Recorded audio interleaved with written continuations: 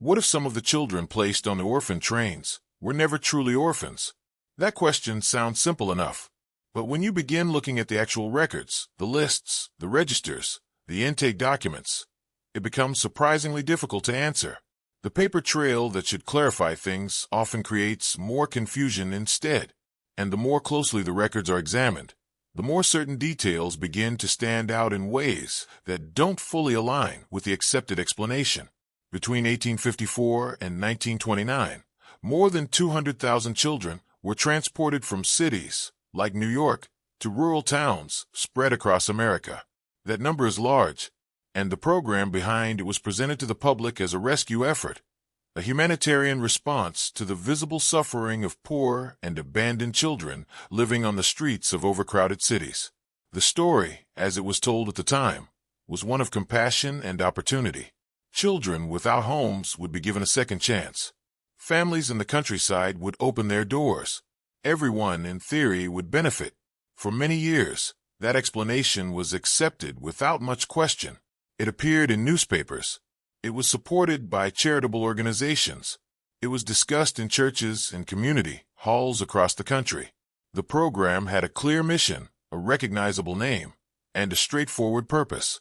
On the surface, it looked like one of the more organized social efforts of the 19th century. And for a long time, the surface was all that most people examined. But certain details about how these trains actually operated don't align well with that official version. Small inconsistencies begin to appear when the records from different sources are placed side by side. What was described publicly and what actually happened on the ground were not always the same thing. And the gap between those two versions is where many of the questions begin to form.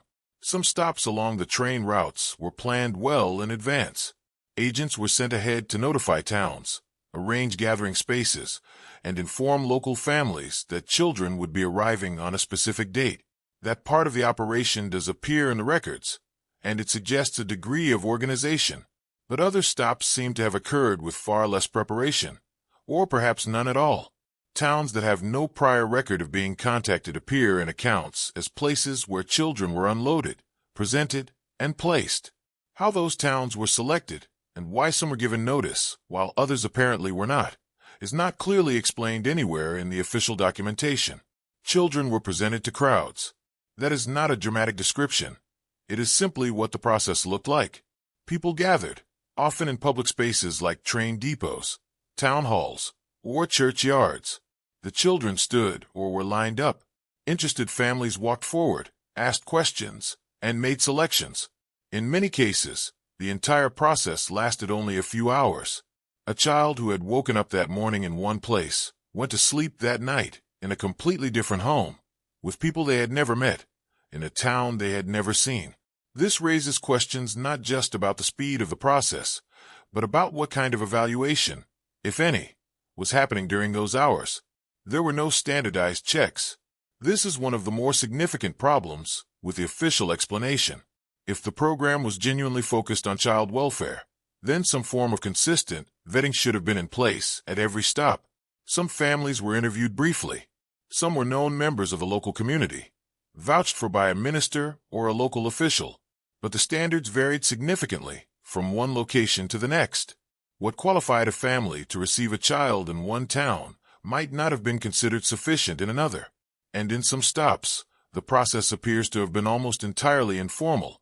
A handshake, a brief conversation, and a child was gone. There are also no consistent records of where every child went. A program of this size, moving hundreds of thousands of children over more than 7 decades, should have produced a substantial archive, and some records do exist. The Children's Aid Society maintained files, and other organizations kept their own documentation. But the records are incomplete in ways that are difficult to explain simply by the standards of the era. Children's names were sometimes recorded differently at different stages of the journey. Ages were occasionally listed inconsistently, and in some cases, a child who appears in one record simply does not appear in the next one that should logically follow. In some towns, the stops left behind almost no documentation at all. Local newspapers that covered other community events extensively have no mention of a train arriving with dozens of children aboard. Town records that track births, deaths, and property transactions contain no reference to placements that, according to other sources, definitely occurred in that location. This absence of local documentation is one of the harder things to account for. It doesn't fully make sense that an event significant enough to bring children into a community would leave no trace in the community's own records. This raises questions. Why were certain locations chosen over others? The official explanation points to the society's network of agents and the availability of willing families. But that explanation doesn't account for all the choices. Some towns that appear on the routes had very small populations and limited agricultural activity, which was supposedly one of the key criteria for selection. Others that might have been logical choices based on those same criteria don't appear at all. The selection process, whatever it was, doesn't follow a fully consistent logic. Why do some stops appear in personal accounts, but not in official records? Survivors and descendants have shared stories about train arrivals in specific towns at specific times, describing specific events. Some of those accounts can be matched to official documentation. Others cannot. The town exists. The time period is correct. The person describing the event has no apparent reason to fabricate it, but the official record of that stop is simply not there. That detail sounds minor at first, until it is examined more closely. If personal accounts and official records diverge this frequently, it raises a basic question about which source is more reliable and why the two versions don't match. Something about the way these trains move through the country doesn't fully make sense. The routes themselves are not always clearly documented. Some researchers who have tried to reconstruct the full network of stops have found that the available records support only a partial picture. Gaps appear in the timeline. Certain stretches of the journey are well documented, while others are almost blank. A train that left New York with a group of children might have clear records of its departure and its final destination, but little documentation of what happened in between, which towns it passed through, which stops were made, how many children were placed at each location. But this is where it becomes unclear in a more specific way. The program ran for over 70 years. That is a long time for an operation of this scale to continue with this level of inconsistency in its record keeping. Some degree of incomplete documentation is expected from that era, but the pattern of missing information doesn't appear random. Certain types of details are consistently absent across many different stops and many different years. That consistency is itself a kind of pattern, and patterns in missing information are sometimes more informative than the information that is present. At first, the overall program seems normal, a social welfare effort that was imperfect but understandable given the period. But there is a problem with settling too quickly on that explanation. The inconsistencies are not limited to one organization, one time period, or one region. They appear across the full span of the program's operation, across multiple organizations that ran similar trains, and across different parts of the country. That breadth makes it harder to attribute the gaps simply to disorganization or the limitations of 19th century administration. There is also the matter of how the program was described versus how it was experienced. The public-facing language of the Orphan trains emphasized rescue, family, and opportunity. Those were the words used in fundraising appeals, in newspaper coverage, and in the Society's own publications. But accounts from the children themselves, those who left written records, gave interviews later in life, or whose stories were preserved by family members, don't always use those same words. Some describe experiences that match the official framing closely. Others describe something quite different, and the distance between those two groups of accounts is large enough to suggest that the official framing captured only part of what was actually happening. The question of whether these children were truly orphans sits underneath all of this. The word orphan carries a specific meaning, a child without living parents. But many of the children placed on the trains had at least one living parent. Some had two. Poverty, illness, immigration difficulties, and social pressure led families to surrender children to institutions or directly to placement programs. The line between voluntary surrender and something more complicated is not always clear in the records, and in some cases, it appears that families who later tried to reclaim their children faced significant obstacles in doing so. Why that process was so difficult, and why the records that might have helped families locate their children were so incomplete, is not something the official explanation addresses in any satisfying way. What remains, after looking at all of this, is not a clear answer but a collection of unresolved details. The program existed. The trains ran. Children were moved across the country in enormous numbers over many decades. Those basic facts are not in dispute. But the how and the why, the specific decisions, the unrecorded stops, the missing files, the gap between public framing and private experience, those remain genuinely unclear. And the clarity that should come from examining the historical record more closely doesn't always arrive. Sometimes it only deepens the uncertainty. Something about this history has not been fully explained, and it is not entirely clear why. The accepted explanation for the orphan trains is, on the surface, well documented. It exists in history books, in archived newspapers, in the published reports of charitable organizations, and in the speeches of reformers from the mid-19th century. The explanation is clear, organized, and easy to follow. It presents a problem, a solution, and a result. And for a long time, that structure was enough. Most people who encountered this history accepted it at face value, because the basic facts seemed to support it. But when the explanation is examined more carefully, when the details are tested against the actual record, certain parts of it become harder to accept without question. To understand where the explanation comes from, it helps to look at the conditions that produced it. In the mid-1800s, American cities were changing rapidly. Immigration was increasing. Industrial work was pulling families into urban areas that were not prepared to absorb them. New York, in particular, was growing faster than its infrastructure could manage. Housing was crowded. Sanitation was poor. Work was inconsistent.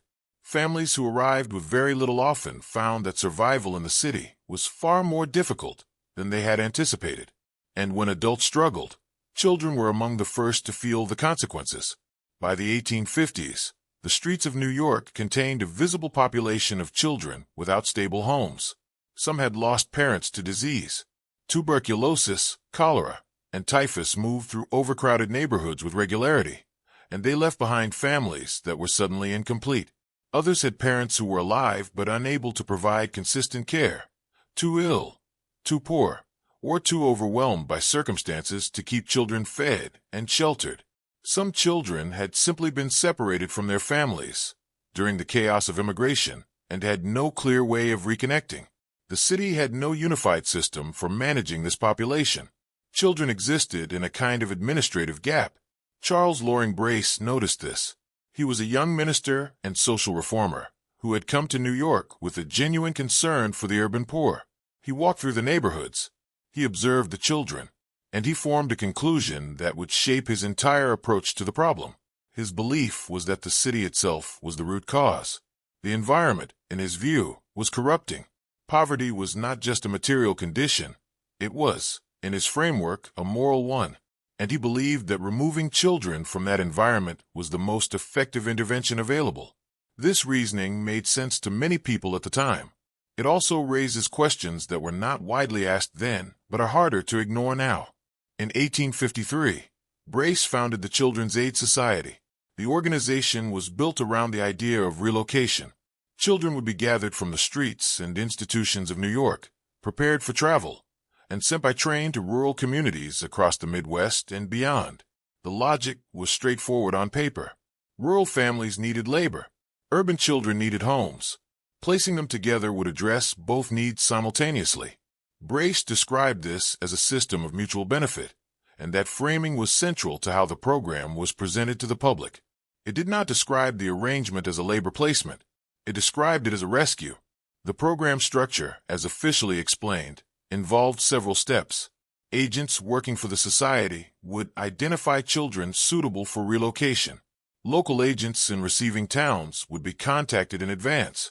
Families interested in taking children would be informed of the arrival date. When the train arrived, a public gathering would take place, and placements would be made. The society maintained that this process was organized, and that follow-up visits would be conducted to ensure children were being treated appropriately. This is how the program was described in official communications, in fundraising materials, and in reports submitted to supporters. That version of events paints a clear and organized picture. It suggests a system with defined stages, responsible agents, and genuine concern for outcomes. And it is the version that was repeated often enough, and publicly enough, that it became the accepted account. History books adopted it. Educational materials referenced it. For decades, the orphan trains were remembered as a flawed but well-intentioned effort, a product of its time, perhaps imperfect in execution, but sincere in purpose. That interpretation held largely unchallenged for much of the 20th century. But this is where it becomes unclear. The gap between how the program was described and how it actually functioned on the ground is not small. It is significant enough that researchers who have studied the primary sources, the original intake records, the agent correspondence, the personal testimonies of placed children, have arrived at conclusions that don't always match the official framing. The organized system described in public reports does not always appear in the actual evidence, and the difference between the two is worth examining carefully. One of the central claims of the official explanation is that placements were monitored. The society stated that agents checked on children after placement to confirm their welfare. This claim was important because it was the main safeguard in the entire system. Without consistent follow-up, the placements were essentially unverifiable. A child sent to a rural family disappeared into that household, and what happened next depended entirely on the family's character. The society's assurance that agents were monitoring outcomes was the element that made the program sound responsible. But the actual evidence for systematic follow-up is thin. Records of visits exist for some children. For many others, there is no documentation of any contact after the initial placement. At first, this seems like it could be explained by the scale of the operation. Moving hundreds of thousands of children over 7 decades was an enormous undertaking, and maintaining detailed records for every individual would have required resources that the organization may not have had. That explanation is reasonable, but there is a problem with it. The society was not operating without resources. It raised substantial funds from donors who were explicitly told their contributions supported ongoing welfare monitoring. If those funds existed, and if monitoring was the stated purpose, then the absence of records requires a more specific explanation than simple administrative limitation. The framing of mutual benefit is also worth examining more carefully. The idea that rural families and urban children both gained from the arrangement was central to the program's public appeal.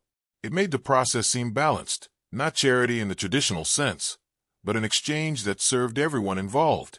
But the actual terms of that exchange were not always equal, and they were not always clearly defined. Families who took children were not entering a formal adoption process in most cases. They were receiving workers. Young children could help with household tasks. Older children could work fields, tend livestock, and perform labor that would otherwise need to be hired. The language of family and rescue ran alongside an arrangement that was, in practical terms, often closer to unpaid labor placement. That detail sounds minor at first, until it is examined more closely. The children placed through the trains had no formal contract. They had no guaranteed rights. They had no independent advocate once the agent left and the train moved on. Whether a child ended up in a genuinely caring home or in a household that treated them primarily as a source of labor depended entirely on circumstances that the society could not control and, in many cases, did not consistently monitor. The official explanation acknowledged that outcomes varied, but it described this variation as an unfortunate exception within a generally successful system. The question of how often the exception occurred, and what that means for how the system should be characterized, remains genuinely unresolved. The version taught in history books tends to emphasize Brace's intentions. His sincerity is rarely questioned. He wrote extensively about his beliefs, and his writing reflects a genuine engagement with the problem of urban poverty. He did not appear to design the program with harmful intent, but intention and outcome are different things. And this is where the explanation becomes difficult. A program can be designed with good intentions and still produce outcomes that don't align with its stated purpose. Whether the orphan trains produced more good outcomes than harmful ones across the full span of their operation is not a question the official explanation answers clearly. It asserts that the program was beneficial without fully accounting for the cases that suggest otherwise. There is also a broader context that the official explanation tends to minimize. The children placed on the trains were not a neutral population. Many came from immigrant families, Irish, Italian, Eastern European, Jewish. Many came from Catholic backgrounds and were placed with Protestant families. The cultural and religious dimensions of the placements were not incidental. They were sometimes deliberate.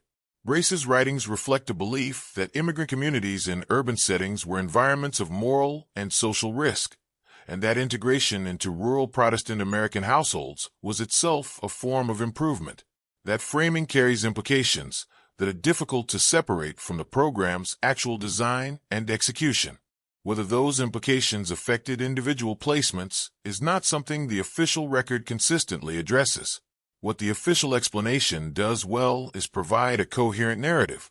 It connects a visible social problem to a specific solution and traces that solution through decades of operation. It gives the program a beginning, a middle, and an end. It names a founder, describes a mission, and credits the effort with improving lives.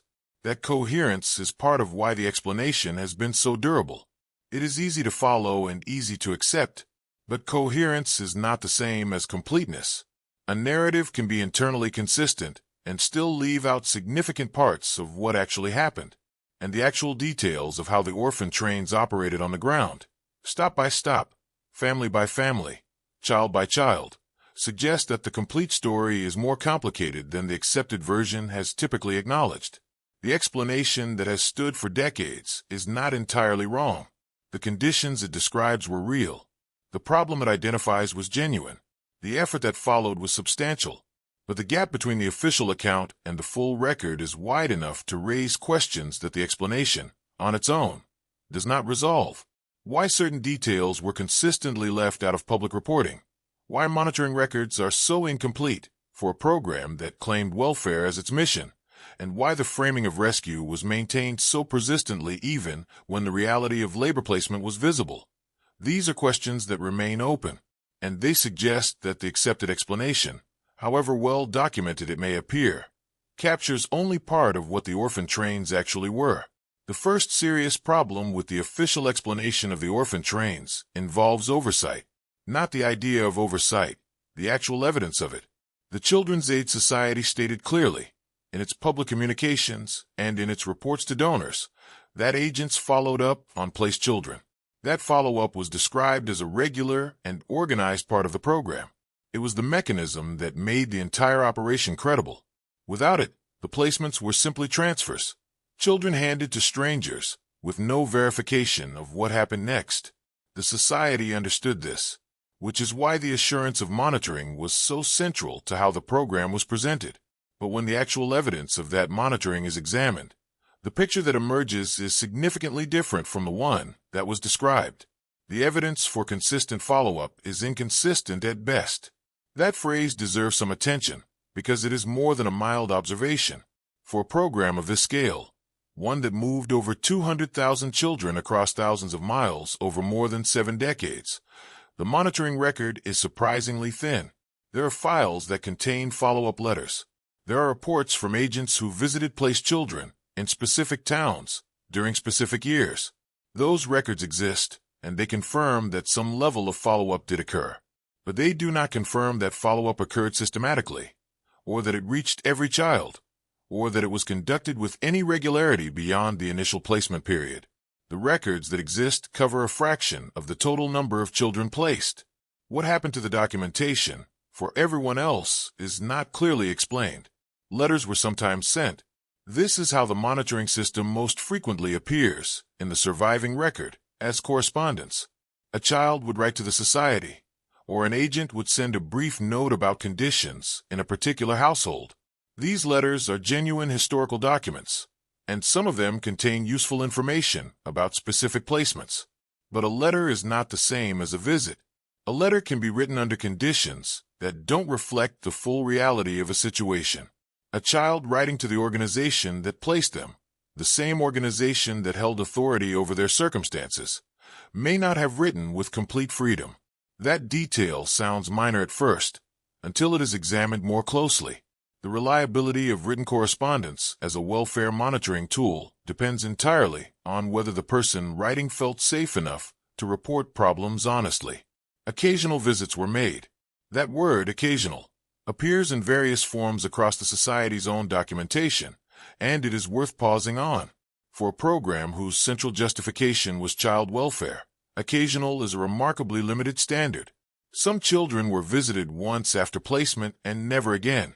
Others were visited during the first year, and then effectively left without further contact. The agents responsible for follow-up were covering large geographic areas, with limited resources. A single agent might be responsible for monitoring placements spread across multiple counties, or even multiple states.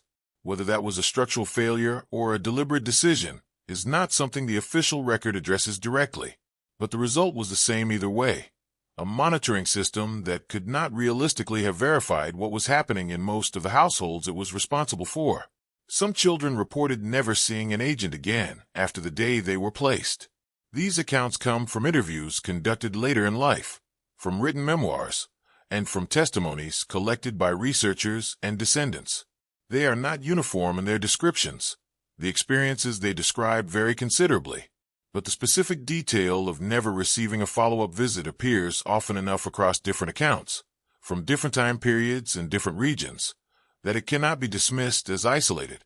If the Society's agents were conducting regular visits, it is difficult to explain why so many placed children have no memory of ever being visited. Some believe the visits did happen but were simply not remembered or recorded by the children themselves. Others disagree, pointing to the absence of documentation on the agency side as well. Others describe conditions in their placements that would have been immediately visible to any observer, yet no report was ever filed. This is a more specific problem. It is not just about the frequency of visits. It is about what happened when visits did occur, or should have occurred. Accounts exist of children working in conditions that were clearly not what the Society described as appropriate placement.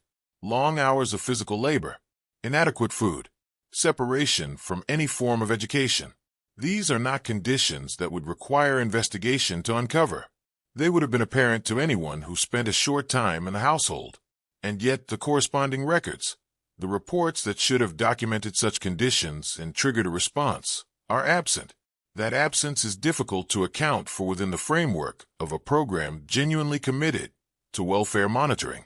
This doesn't fully make sense for a program that claimed child welfare as its central mission. The inconsistency between the stated purpose and the documented practice is wide enough to raise genuine questions. If monitoring was truly the priority, the absence of records could perhaps be explained by loss or deterioration over time. Archives degrade. Documents are misplaced. Not everything from the 19th century has survived intact, but the pattern of missing follow-up documentation is not random in the way that accidental loss tends to be. It is concentrated in exactly the areas where evidence of problems would most likely have appeared. That pattern is harder to explain as simple historical attrition. But this is where it becomes unclear in another direction as well, the matter of consent. The oversight problem and the consent problem are related, but they are distinct issues, and each one adds a different layer of uncertainty to the official explanation. Oversight concerns what happened after placement. Consent concerns what happened before it. And the consent record is, in some ways, even more difficult to reconcile with the program's stated purpose than the monitoring record is. Many of the children placed on the orphan trains had living parents. This is a fact that the official explanation tends to handle carefully, and sometimes not at all. The word orphan, as used in the program's name and its public framing, implied children without parents. But the actual population of children involved was more complicated. Poverty, illness, and circumstances beyond a family's control led many parents to surrender children to institutions or directly to placement programs. The line between a formal, understood surrender and a situation where a family had limited understanding of what they were agreeing to is not always clear in the surviving records. And in some cases, it appears that the line was not particularly well defined at the time either. Some parents had not given formal permission for their children to be relocated. This is not a minor administrative detail. Relocation meant distance, sometimes hundreds of miles. It meant a different family, a different community, and in many cases, a completely different life. For a parent who surrendered a child to an institution, believing the child would remain accessible, The reality of the orphan train program was something different from what they may have understood. Whether the terms were explained clearly, whether parents were fully informed of what placement across state lines actually meant, and whether they had genuine opportunity to object, these questions are not answered clearly in the official record. In certain cases, families later tried to find their children and could not. This is one of the more significant details in this part of the history, and it is one that the official explanation does not address in any satisfying way. A parent who later wanted to locate a child placed through the program would need access to records of where the child went, which family received them, and in which town. Those records, as already noted, were incomplete and inconsistently maintained. For a family without resources, without legal representation, and without a clear point of contact within the organization, the practical difficulty of locating a placed child was substantial. Some families succeeded, others did not. The ones who did not are largely absent from the official historical record, because their stories did not produce documentation that was preserved or publicized. The records were incomplete or missing entirely. This observation appears at multiple points in the history of the orphan trains, and each time it surfaces, it raises the same underlying question. In a program that moved this many children, the records should be the foundation of accountability. They should tell researchers, descendants, and historians what happened to specific individuals. They should allow verification of the claims made in the program's public communications. But the records, in many cases, cannot do those things, and the incompleteness is not evenly distributed across the archive. Certain types of information that would most directly allow families to locate placed children or verify conditions of placement, is among the most frequently absent. This raises questions about whether the system was designed to reunite families or to permanently separate them. That is a significant question, and it is important to be precise about what it means. It does not require assuming deliberate malice to be worth asking. A system can produce permanent separation as an outcome without having designed for it intentionally. But the specific pattern of missing records, the concentration of gaps in exactly the information that families would need to reconnect, is notable. Systems that genuinely prioritize reunification tend to maintain the records that make reunification possible. The degree to which those records were maintained in this program is not consistent with a strong reunification priority. And this is where the explanation becomes difficult. The official version of the orphan trains acknowledges that the program was imperfect. It concedes that not every placement was successful. It accepts that oversight was limited by the resources and standards of the era. These are genuine concessions, and they are not without merit. But conceding imperfection is different from explaining the specific pattern of failures that the evidence reveals. The missing monitoring records, the uncertain consent processes, the inability of families to locate placed children, these are not random imperfections. They follow a direction, and the direction they follow is not toward a system that prioritized the welfare and continuity of the families involved. The official explanation doesn't address this gap clearly. That is perhaps the most straightforward observation that can be made about it. The gap between what the program claimed to be and what the evidence suggests it actually was, at least in significant portions of its operation, is real and documentable. Acknowledging it doesn't require rejecting the entire history of the program or dismissing the genuine good that occurred in individual cases. But it does require asking why the gap exists, why it was not more directly addressed at the time, and why the official explanation has persisted for as long as it has, without more consistently confronting the evidence that complicates it. Those questions remain open, and the records that might answer them, in many cases, are simply not there. To understand the full picture of what the orphan train program actually was, not just what it claimed to be, it helps to start with the city that produced it. New York in the 1850s was not the organized, mapped, administered city it would eventually become. It was a place in the middle of rapid and difficult transformation. Population was increasing faster than the infrastructure around it could absorb. Streets that had been manageable a decade earlier were now crowded beyond their original capacity. Neighborhoods that once housed a certain number of families were now holding several times that number. The physical city was straining under the weight of its own growth, and the social consequences of that strain were visible every day, on almost every block. Immigration was a central part of what was driving that growth. People were arriving from Ireland, from Germany, from other parts of Europe, pushed out by famine, poverty, and political instability, and pulled toward America by the promise of work and a new start. Many arrived with very little. The city they entered was not always welcoming. Jobs existed, but they were often irregular, physically demanding, and poorly paid. Housing was available, but much of it was in tenement buildings that had been subdivided far beyond what was reasonable. Multiple families shared spaces designed for one. Ventilation was poor. Sanitation was inadequate. Disease moved easily through these conditions, and it moved often. Tenement housing in this period was not just uncomfortable, it was genuinely dangerous. Entire families lived in single rooms.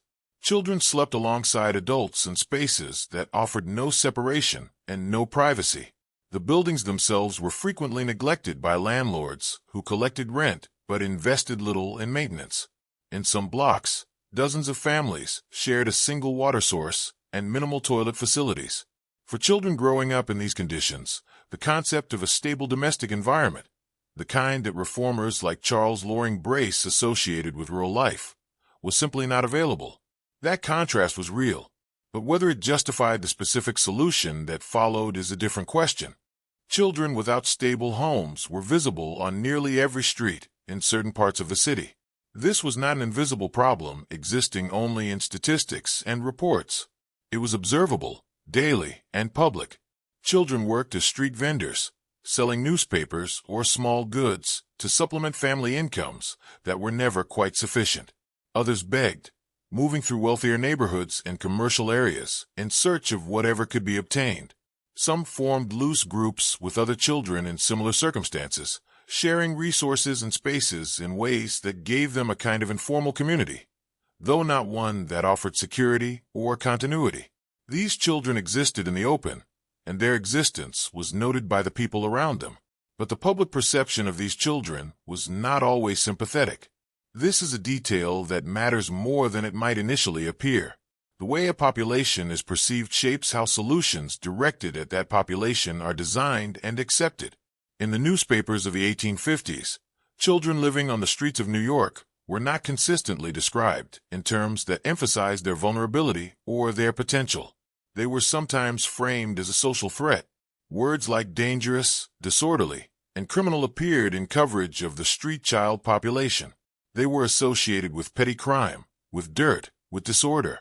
Some editorials described them as a problem requiring management rather than individuals requiring care.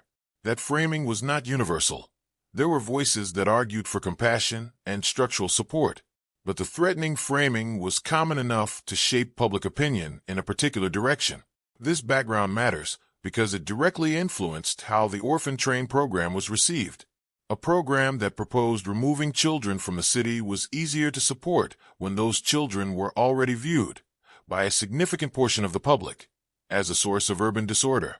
The removal could be framed simultaneously as humanitarian, saving the children, and as civic, cleaning up the streets. Both framings served the program's public image, and the combination of those two appeals made it significantly easier to build support among donors, community leaders, and local officials. The question this raises is whether the program was designed primarily around the children's needs, or whether the children's needs were the justification for a program that also served other purposes. At first, the choice to relocate children to rural areas seems like a straightforward response to the problem. Cities were crowded and poor. The countryside had space and agricultural families who needed workers. Matching one to the other appears logical on the surface, but there's a problem with accepting that logic without examining it more carefully. The decision to relocate rather than address poverty in place was not the only possible response to what was happening in New York. It was a specific choice. And choices, particularly ones that affect hundreds of thousands of people, deserve to be examined for whose interests they serve most directly. If the goal was truly welfare, the genuine, long-term improvement of these children's circumstances, why was the destination almost always rural and agricultural? Urban environments had their problems, but they also had proximity to education, to cultural community, to family connections, and to the networks of mutual support that immigrant communities had built for themselves. Sending children hundreds of miles away severed all of those connections. The children who rode the trains left behind not just poverty but also language, culture, and any remaining family ties.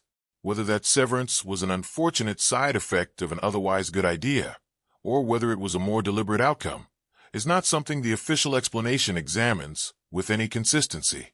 Why not build institutions closer to home? This question was raised at the time, though not loudly enough to significantly challenge the direction Brace had chosen.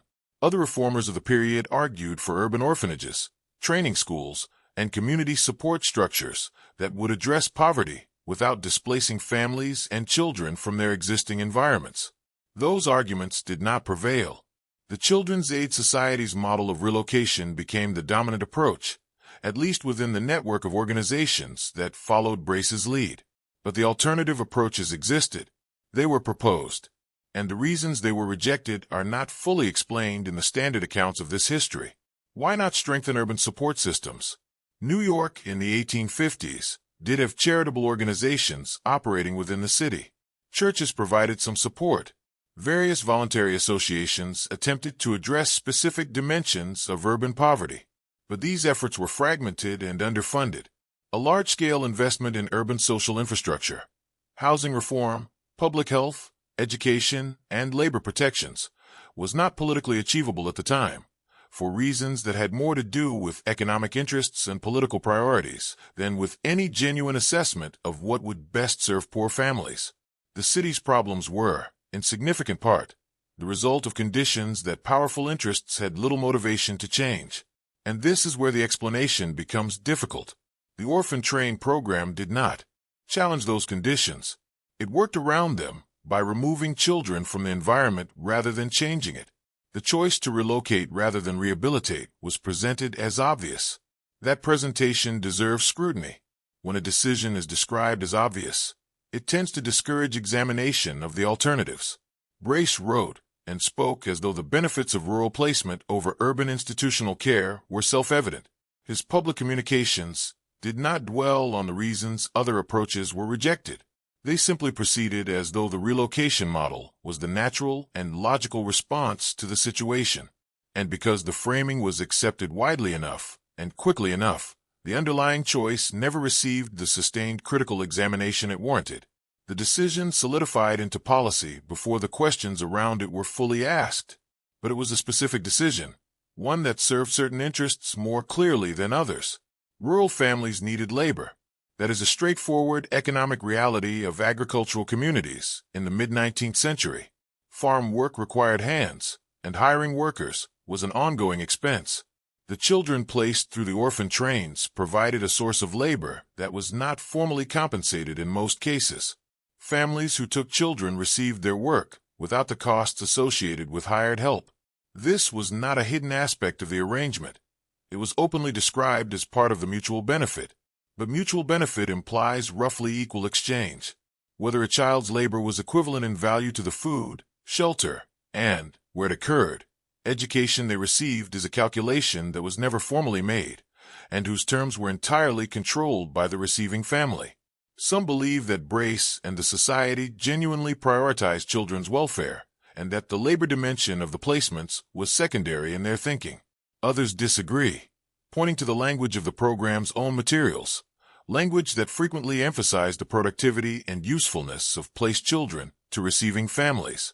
The fundraising materials described children who would work hard and contribute to rural households. That framing was designed to attract receiving families as much as it was designed to attract donors, and it reveals something about whose needs the program was primarily organized around. That detail sounds minor at first, until it is examined more closely alongside the patterns in who benefited most consistently from the arrangements. That decision, to relocate rather than rehabilitate, to send children to agricultural labor rather than build urban support, is rarely examined in official accounts. The standard histories of the orphan trains tend to accept the program's own framing as their starting point. They describe a problem, a solution, and a largely positive outcome. The questions about whose interests were served, why alternatives were not pursued, and why the language of welfare was applied to what was in many cases a labor placement program. Those questions appear at the edges of the standard account, if they appear at all. And this is where the history of these trains begins to look less like a straightforward story of humanitarian effort, and more like something that requires a more careful kind of attention. The conditions in New York were real. The suffering of the children who rode the trains was real.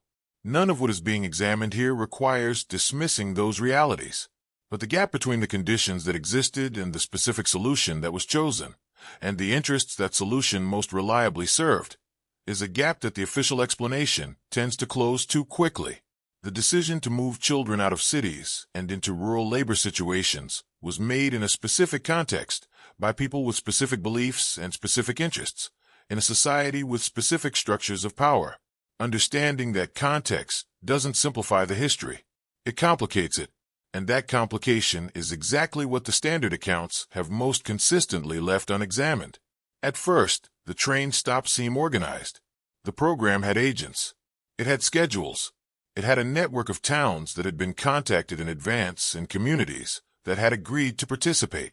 On the surface, this looks like a system with structure, and for a long time, that appearance of structure was enough to satisfy most people who examined the history at a general level. The broad outline held together. Trains left New York. They traveled west. Children were placed. Families received them. The program ran for decades. The basic mechanics seemed clear. But this is where it becomes unclear, because when researchers began moving past the broad outline and comparing records from different towns, from different years, and from different sources, something started to shift. The organized picture began to develop gaps, and those gaps did not appear randomly. They appeared in patterns. When records from different towns are placed side by side, inconsistencies start emerging almost immediately. This is not the kind of inconsistency that comes from two people remembering a shared event slightly differently. It is the kind that raises more fundamental questions about what was actually being recorded and why. Some towns that appear on the Society's official list of stops, towns that the organization's own documents identify as locations where children were placed, have no corresponding local coverage of the trains arriving. Local newspapers from that era were remarkably thorough about community events. A train arriving with dozens of children for public placement would have been significant news. It would have been noticed. It would have been written about. The absence of that coverage in towns where the official record says the train stopped is not easily explained. Other towns do have local newspaper coverage, but the details in that coverage don't match what the Society's own records say about the same events. The dates sometimes differ by days. The descriptions of the process occasionally contradict each other in specific ways. And the numbers, the count of children reported at a specific stop on a specific date, sometimes do not agree between the local account and the Society's internal documentation. These discrepancies exist in the surviving record, and they are observable to anyone who takes the time to compare sources carefully. The question is what they mean. The number of children reported in one document sometimes differs from the number mentioned in a local account from the same date and location. That detail sounds minor at first, until it is examined more closely. Record-keeping in the 19th century was imperfect by modern standards, and small numerical errors are not unusual in historical documentation. A difference of 1 or 2 children between 2 records might be explained by a transcription error or a difference in how children were counted at different stages of a journey. But the differences that appear in the orphan train records are not always small. In some cases, the numbers are off by dozens. A local account describes one figure. The Society's record for the same stop, on the same date, gives a substantially different one. That kind of discrepancy is harder to attribute to a simple counting error. This could be explained by record-keeping errors. That explanation is the most straightforward one available, and it should be considered seriously before any stronger conclusion is drawn. Organizations in the 1850s did not have standardized administrative systems. Different agents used different methods. Information was recorded at different points in the process, sometimes from memory rather than direct observation. The opportunity for genuine error was significant.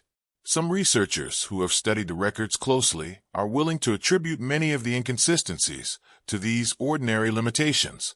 They argue that the gaps and contradictions are the natural byproduct of a large, underfunded program operating without modern administrative tools. That argument has merit, but there's a problem with it as a complete explanation. The pattern repeats too many times to feel accidental. This is the part that makes the record-keeping error explanation difficult to sustain on its own. If the inconsistencies were randomly distributed, appearing equally across all types of information, all regions, and all time periods, then administrative imperfection would be a satisfying account. But they are not randomly distributed. Certain types of information are consistently missing or inconsistent across many different stops and many different years. The numbers of children present, the names of children who were not selected, the destinations of children who moved on from one stop to the next. These specific categories of information show gaps and contradictions at a rate that is higher than what would be expected from general disorganization alone. That concentration is itself informative. There's also the question of what happened to children who were not selected. Train stops were public events. Families came. They looked at the children. They asked questions. They made choices. And then some children left with families, and some did not. The placement process was not guaranteed to result in every child being taken at every stop. A town might have more children arriving than families willing and able to take them.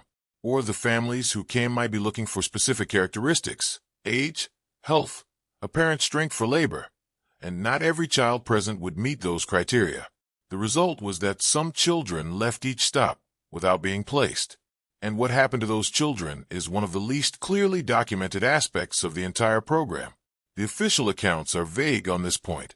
That vagueness is consistent across multiple sources and multiple time periods. It is not that some accounts explain it clearly and others don't.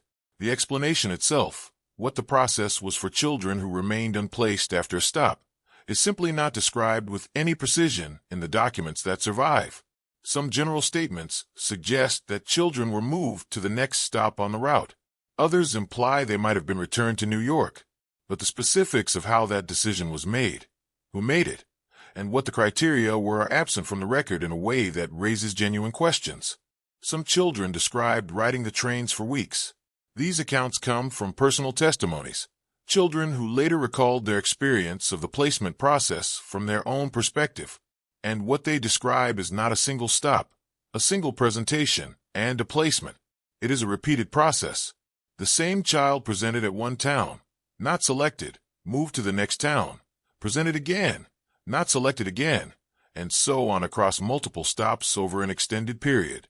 Some of these accounts describe this process lasting days. Others describe it lasting several weeks. The child in these accounts is not moving toward a known destination. They are moving through a sequence of public evaluations, each one uncertain, each one potentially resulting in a placement or in continued movement toward the next stop. If this happened regularly, and the number of accounts describing it suggests that it was not rare, it raises questions about what the experience was like for those children. A single public presentation might be understood as a necessary part of the process, but repeated presentations across multiple towns over an extended period without a clear explanation of where the child would ultimately end up is a different kind of experience. It has a different quality, and that quality is not what the official framing of the program, children being rescued and placed into welcoming homes, suggests. The gap between those two descriptions is significant, and the official explanation does not address it directly. Why so little of this was formally documented is itself an interesting question. If the extended travel experience of unplaced children was a regular feature of the program's operation, it would have been known to the agents involved. They were present. They accompanied the children on the trains. They managed the process at each stop. Whatever happened to children who were not selected at a given location, the agents knew what that process looked like.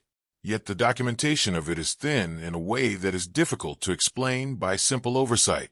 It is the kind of detail that would have been straightforward to record, a notation of how many children remained at the end of a stop and where they were taken next. The absence of that notation, consistently, across many stops and many years, is harder to attribute to accident than to something more deliberate. However, The timeline does not fully match the picture of an organized placement program in another specific way.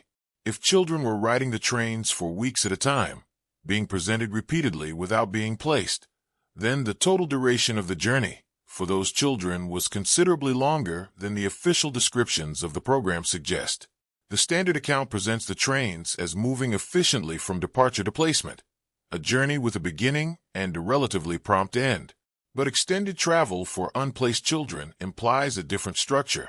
It implies a process that was open-ended in ways that are not reflected in the official narrative. And if that open-ended process was common, then the program's logistics were more complicated and more uncertain from the child's perspective than the public framing acknowledged. The discrepancies in the numbers are worth returning to one more time, because they connect to this picture in a specific way. If children were being moved between stops, carried forward when not placed, and eventually placed at locations different from those initially recorded, then the numbers at any given stop would be harder to track accurately. A town might receive more children than originally planned if a group had accumulated across several earlier stops, or fewer if some had been placed unexpectedly before the train arrived. That kind of dynamic movement would naturally produce inconsistencies in the records, but it would also mean that the official documentation was not capturing the full reality of what was happening. And that is a different kind of problem than simple record-keeping error. It is a structural gap between what the program reported and what it was actually doing. Some believe these inconsistencies are ultimately traceable to the administrative limitations of the era, and that reading too much into them risks projecting modern expectations onto a 19th century organization. Others disagree, pointing to the fact that the society was not operating without resources or without awareness of the importance of documentation. It solicited funds. It published reports. It maintained files. The capacity for more thorough record-keeping existed. The question of why that capacity was not applied to the specific categories of information that are most consistently absent remains genuinely open, and the pattern in those absences, concentrated in exactly the areas where accountability would have mattered most, is something that the official explanation of the orphan trains has not fully addressed. The records that exist tell part of the story. The records that don't exist may tell another part, and the line between those two portions of the history has never been clearly drawn. Here is the expanded narration script. At first, the explanation that the society offered seemed to hold together. The program had a public face. It had language. It had a carefully constructed narrative about what it was doing and why. Children were being rescued from the streets of New York. They were being given homes. They were being offered a better life in rural communities across the country. That was the story. And for a long time, it was the story that most people accepted without looking too closely at what was happening beneath it. The public framing was consistent, and it was repeated often enough that it became the default understanding of what the orphan train program actually was. But this is where the explanation starts to weaken more noticeably. When you move past the official framing and begin looking at the individual accounts, the testimonies of the children who actually rode those trains, a different picture begins to emerge. Not a picture that is entirely opposed to the official one, but one that fills in details the official version left out. And some of those details are significant enough that they cannot be treated as minor variations or simple misunderstandings. They describe experiences that don't match the carefully managed program the society described publicly. The gap between those two descriptions is not small, and it is not easily explained. One of the most specific and recurring details in those testimonies involve siblings, brothers and sisters who rode the trains together, who had traveled from New York together, who had perhaps already lost everything familiar to them before they even boarded. Those children were sometimes separated in ways that were not gradual or anticipated. Some children recalled being separated from siblings without warning. The separation was not always the result of a long process of evaluation or a careful decision made with the children's awareness. In some accounts, it happened quickly. A family made a choice. A child was taken, and the sibling was left behind, sometimes without a clear explanation of what was happening or where their brother or sister was going. In some cases, brothers and sisters placed in the same town were taken by different families and never saw each other again. That is a specific detail. It is not a general description of hardship. It is a precise account of what happened to a particular kind of bond, a sibling relationship that had, in many cases, become one of the only stable things in a child's life. And the outcome described in these accounts is not temporary separation, followed by reunion. It is permanent. Children placed in the same town, close enough geographically that contact would have been possible, simply did not maintain that contact. They were absorbed into different households, and the connection was lost. This raises questions about what kind of follow-up, if any, was expected or provided. The society's own guidelines suggested keeping siblings together when possible. That language is important. It means the organization was aware of the issue. It had considered it. It had produced written guidance that acknowledged the value of sibling bonds and recommended that those bonds be preserved. That is not the behavior of an organization that had never thought about the question. But when possible is a phrase that left a great deal of room.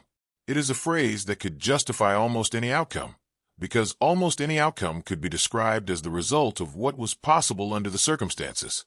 How often siblings were actually kept together, and how often that guideline was applied versus set aside, is not something the surviving records make clear. There is also the question of what families were actually receiving these children for. The public framing of the program emphasized rescue. It emphasized family.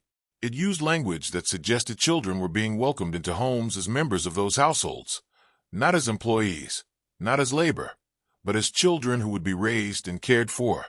That framing was part of how the program was presented to donors, to communities, and to the public. But there is another layer to what was happening, and it is one that the official histories tend to minimize rather than explain fully. There are accounts of children being used primarily as labor. Farm families who took children were not required to provide education in any consistent way. That is a structural fact about the program. There was no uniform enforcement of educational requirements. There was no standardized inspection system that visited every home and verified that the children placed there were attending school. Some children did receive schooling. Their accounts describe families who treated them with care and made education a priority. But others describe something very different. They describe working full days in fields or homes, with little time for anything else. Not occasional work, not chores alongside school, but full days of labor as the primary activity of their lives after placement. This wasn't hidden entirely.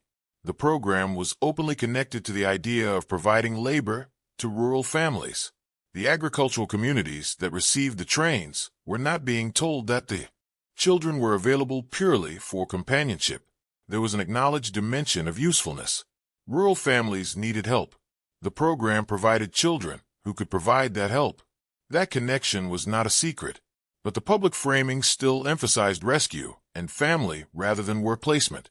And that distinction matters, because the two framings carry very different implications for what the children's experience was expected to look like. One describes a child being welcomed. The other describes a child being placed into a working role. The gap between those two descriptions is significant, and it is a gap that persists in the way the program has been discussed and remembered. When the Orphan Train program is referenced in general historical accounts, the language of rescue tends to dominate.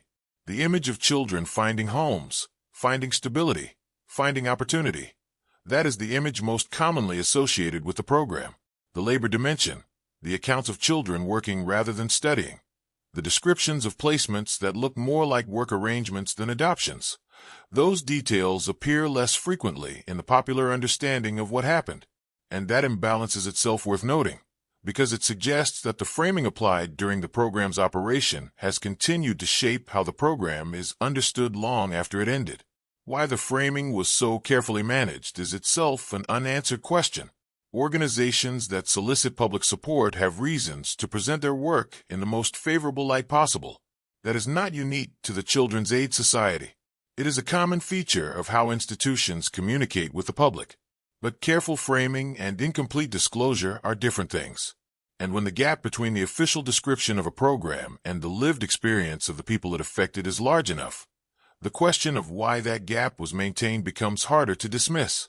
It doesn't fully make sense that an organization capable of producing detailed reports and published records would be unaware of the difference between what it was describing and what was actually happening. Some believe the labor dimension of the program was understood and accepted at the time in ways that simply reflect different historical norms. The 19th century had different expectations about childhood and work. Children in rural communities were expected to contribute to household labor.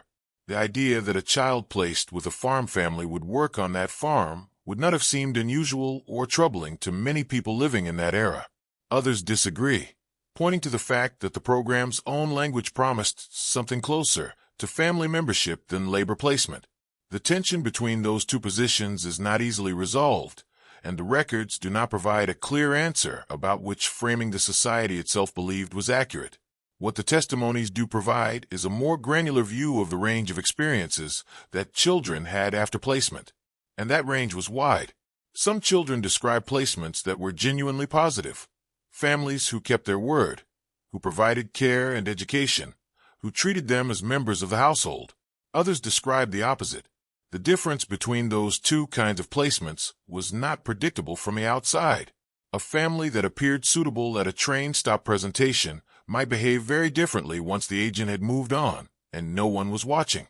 And the mechanisms for monitoring what happened after placement were, by most accounts, inconsistent at best. Agents were responsible for following up on placements. That was part of the structure of the program. But agents covered large geographic areas. They could not visit every home frequently. The follow-up that was supposed to happen did not always happen on a schedule that would have caught problems early. And children in difficult placements faced a practical challenge when it came to reporting those difficulties. They were living in homes that controlled their access to communication. They were in communities where the family that had taken them was likely well known and respected.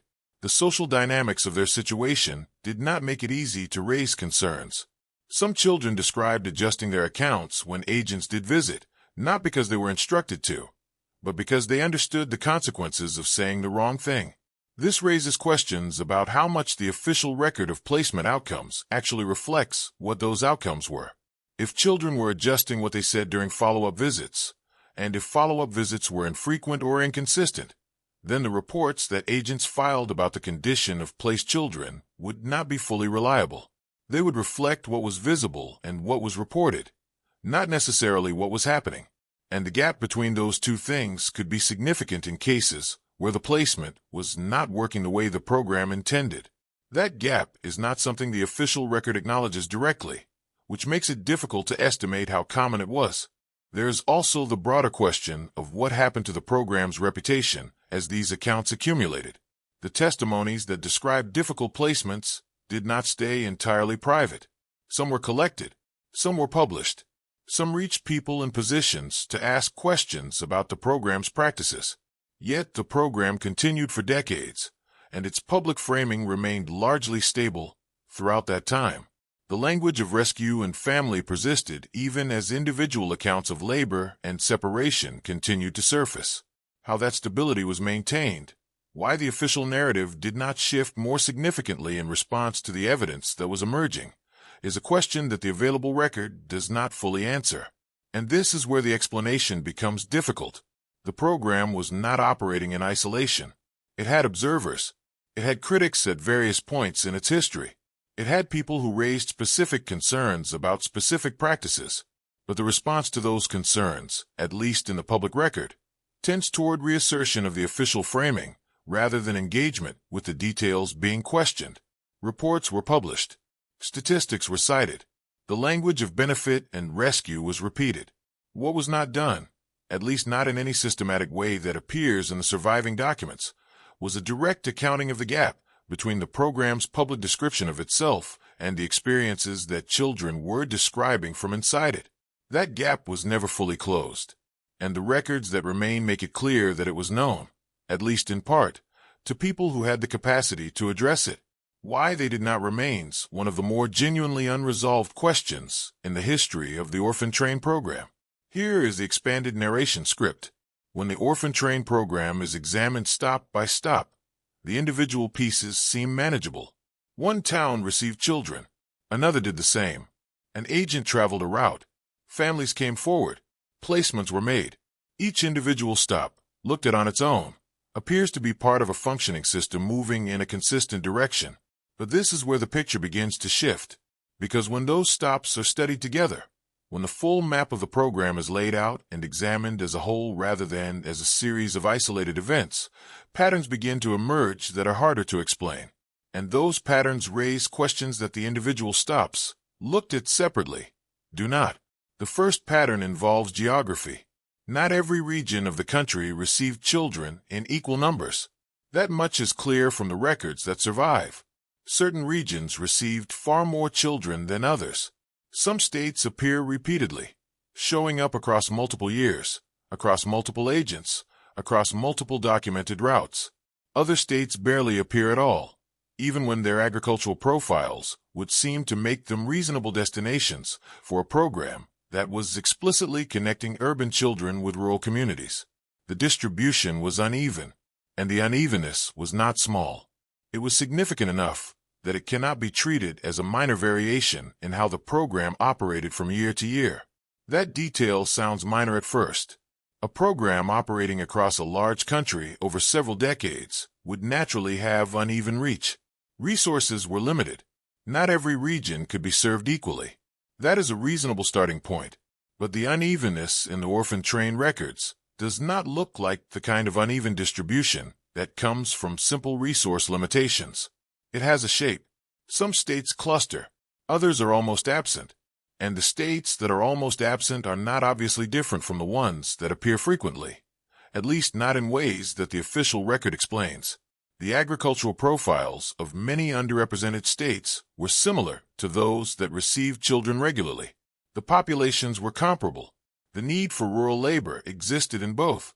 So the question of why some regions were heavily targeted while others were largely bypassed does not have a simple answer.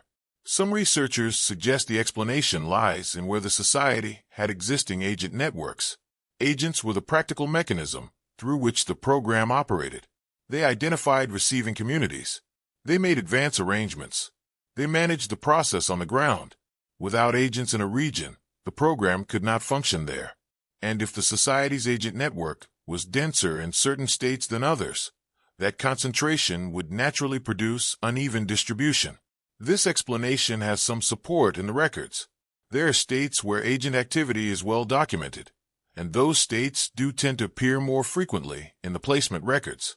But this is where it becomes unclear, because the existence of agent networks does not fully explain the pattern. It shifts the question rather than answering it. If certain states had more agents, why those states and not others? What drove the expansion of the network in some directions and not others? Others point to religious and cultural alignments between the sending organizations and the receiving communities. The Children's Aid Society had a particular character. It operated within a specific cultural and social context. The communities most likely to receive its children were not necessarily the ones with the greatest need, but the ones with the closest alignment to the values and networks of the organization sending them. Religious connections between institutions in New York and communities in specific states may have opened doors that remained closed elsewhere. Cultural familiarity may have made some communities more willing to participate than others. This explanation also has some merit, but neither the agent network theory nor the cultural alignment theory fully accounts for the pattern. Both offer partial explanations. Neither closes the gap entirely. There's also a repeating issue at the local level that connects to this geographic picture. When researchers look at the towns that appear in the program's records, towns that were supposed to have received children, towns that appear on official lists of stops, they often find something unexpected. Towns that should have records don't. This is not universal. Some towns have documentation, church records, local government files, newspaper coverage from the period, but many towns that appear in the society's own records as confirmed stops have very little local documentation to match, and the absence is not evenly distributed. It concentrates in specific regions and specific time periods in a way that, again, does not look entirely random. Local documentation from the 19th century was imperfect. That needs to be acknowledged. Not every small town had a reliable newspaper. Not every church kept complete records. Not every local government maintained archives in a way that has survived to the present. These are real limitations, and they apply broadly across historical research of this period. but they do not fully explain what is observed in the orphan train records, because the towns that are missing documentation are not simply the smallest or most remote ones. Some are towns with known local institutions, churches, newspapers, civic organizations that were active during the period in question. The documentation that should exist, given what those institutions were doing at the time, is simply not there, and that absence is harder to attribute to general historical incompleteness. When records do exist at the local level, they sometimes conflict with each other. This is another pattern that becomes visible when the stops are studied as a whole. A church record from one town might describe a train arrival differently than the newspaper account from the same week. A local government file might give different numbers than either. These conflicts are not always large. Sometimes they involve details that could plausibly be explained by different observers, recording the same event from different vantage points. But sometimes the conflicts are more substantial, and they happen too consistently to seem like simple disorganization. If this were ordinary historical noise, the kind of minor inconsistency that appears in any large archive, it would be distributed more randomly. The fact that it concentrates in specific ways, at specific kinds of stops, across specific regions, is worth taking seriously. Another pattern involves timing. This one is more specific and more difficult to explain away. Certain stops occurred during periods of economic stress in the receiving communities. Droughts, crop failures, labor shortages, moments when the demand for agricultural work was high and the supply of workers was low. Children arrived at those moments. Placements happened when families most needed help. At first, this might seem like a coincidence. Communities under economic pressure might have been more willing to participate in the program, and that willingness might have drawn the trains to them. That is a possible explanation. But the timing repeats. It appears across different states, different years, different economic circumstances. The correlation between economic stress in receiving communities and the arrival of children is not a single data point. It is a pattern. That detail sounds minor at first, until it is examined more closely. If the timing of train stops was genuinely correlated with periods of labor need in receiving communities, then the question of what was driving the train schedules becomes more complicated. The official framing of the program emphasized child welfare. Children needed homes. Communities could provide them. The movement of children was described as being organized around the needs of the children. But if the schedules were also, or perhaps primarily, responsive to the labor needs of receiving communities, then the organizing logic of the program was different from what was publicly described. It doesn't fully make sense that both things could be equally true at the same time. Either child welfare was the primary driver of the schedules, or labor supply was. And the timing pattern raises questions about which one actually was. No official source directly addresses this timing pattern. That absence is itself informative. If the correlation between stop timing and economic stress in receiving communities were coincidental, there would be no particular reason for official sources to address it. Coincidences do not require explanation. But if the correlation reflects something about how decisions were actually made, about who was contacted, when trains were routed to specific towns, how the program's agents prioritized their schedules, then the absence of any official discussion of it is harder to interpret as simple oversight. Organizations that publish reports and solicit public support tend to address questions that have been raised about their practices.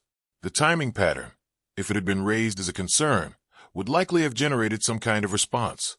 The fact that no response appears in the record suggests either that the concern was not raised publicly, or that it was addressed in ways that did not make it into the surviving documentation. Some believe the timing correlation reflects nothing more than practical logistics. Communities under economic stress were more likely to send requests for children.